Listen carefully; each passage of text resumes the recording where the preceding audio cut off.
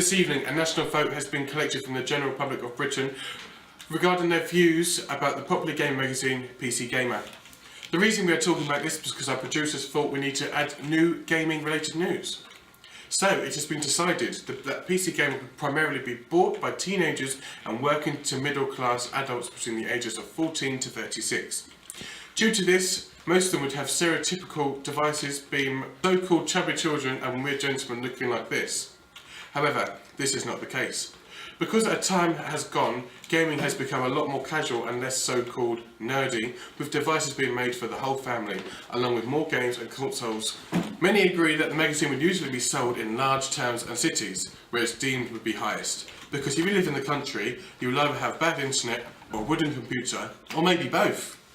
So whenever you decide to go play a game on PC, you'll be left with crunching insults like, "Oh my god, you're so bad," and "Oh my god, I'm lagging," by screaming little 12-year-old kids who haven't hit puberty and are using their brother's console.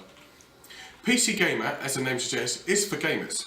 Yet, this can be split into specific niches for the market, such as gadget fanatics, hardware enthusiasts, those who are looking to become a PC gamer, and also those in the games industry.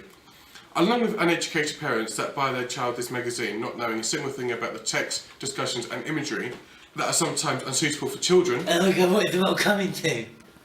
Well, that's what you would look like if you were a geeky little child. Ugh. When asked about the magazine writing style, the participants, just to note that these aren't screaming kids by the way, had agreed that it was used in formal language alongside the use of large fonts and bright colours, with interesting graphics to keep the reader occupied for longer. If PC Gamer was to be narrated, the majority of results show that it would be voiced by an IT technician or a gaming commentator or reviewer. On the other hand, during the informal aspect, it could be narrated by a member of the industry as Gabe Newell or Kiki Wolfkill. Along with these results, several interviews were also conducted so that we could acquire some first-hand opinions of the magazine. What do you think the age range of a PC gamer is? Probably about 25 to 30. Why would you say that? Because to get a high-end PC that'll run games properly, that's pretty expensive, and pocket money wouldn't cover that unless you're a rich kid. Judging by the content, most likely that it's about 18. PC Gamer's aimed at the age of maybe 12 to 24 because it's aimed at PC gamers, and a high-spec PC would cost around £700. So it would be quite an audience bringing in some income from their job. What social or economic status would generally buy PC? So would they be working class, or would they be middle class, or would they be retired, or would they be parents? Probably say working middle class. Okay. Parents maybe if you're retired as well. It's probably targeted towards more middle class now. I think it's fairly defined magazine, and you may also be interested in stuff a bit harder. That'll be the middle class to bring it. They'll be working, they'll be having a decent job to afford a PC and the games that come out. So the geographical location of PC Gamer, whereabouts would you expect it to be supplied usually? Would you say there'd be Towns in and stuff. big towns and Yeah, cities? big towns and cities. The majority would be in cities. There'll be a couple of people in small towns, but it'll be cities because they've got more jobs and more income. With the people and the demographic that buy PC Gamer, Right, yep. what would you say their interests and hobbies would be other than gaming? Maybe making games, doing things on 3ds Max and UDK. Things like that. Yeah, other computery things. Possibly hardware, in case there has to build its own computer system. Yeah. It'll be PC gaming, and maybe some people that want to get into PC gaming, things like that. Do you think that the magazine's content is aimed at a specific audience? So are the words and the images or the colours and the fonts, are they aimed at specific people?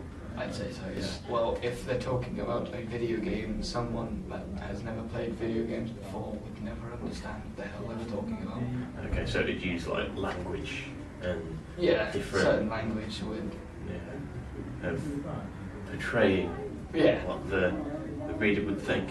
Yeah. Just general gamers who maybe want a review or something of an upcoming game.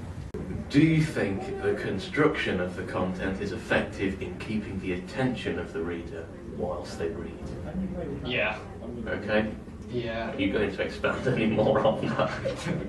I've only looked at PC. That's alright.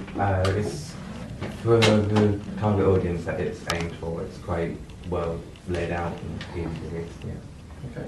If the magazine was a person, how would they talk? Would they have a certain stereotype to their voice, or would they have a certain language? Probably rather relaxed. They're a very relaxed sort of, you know what he's talking about. Sort of Yeah. guy. Would they talk informally, or would they talk quite formal? Probably a mix between the two, but more leaning towards formal and with the language. Lastly, with PC Gamer, do you think that there's a certain niche in the market that they cover? So would it be for a small segment of it? Is it mainstream?